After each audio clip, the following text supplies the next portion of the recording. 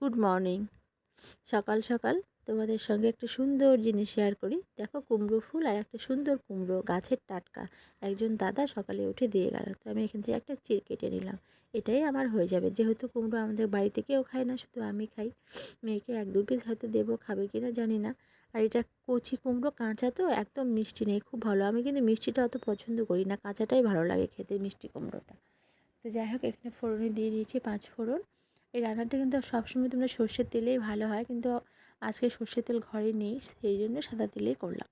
তো যাই হোক, তার জন্য 5 ফোড়ন আর তেজপাতা ফোড়ন দিয়েছিলাম, একটা শুকনো লঙ্কাও দিয়েছিলাম। তারপরে কুমড়োটাকে দিয়ে সুন্দর করে ভেজে নেব। তার জন্য একটা মশলা আমি তৈরি করে রাখবো, সেটা হলো আদা বাটা, জিরে গুঁড়ো, ধনে গুঁড়ো আর লঙ্কা গুঁড়ো, হলুদ, লবণ।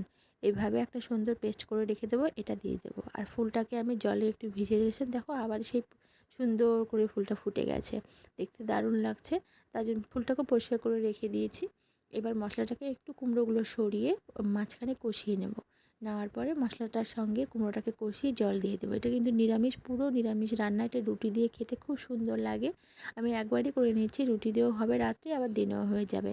তো এই তরকারিটা তোমরা ট্রাই করো, তোমরা জানি এভাবে করো। আর নামানোর আগে একটু চিনি দেবো, যেহেতু একটুও মিষ্টি নেই, আর কুমড়োতে একটু চিনি কিন্তু ভালো লাগে। আর নামানোর আগে গরম মশলা নয়, সরি, এটা হচ্ছে ভাজা জিরে গুঁড়ো। তো এইভাবে করলাম মিষ্টি কুমড়োর ছক্কা। তোমরা একবার হলো ট্রাই করো। টাটা।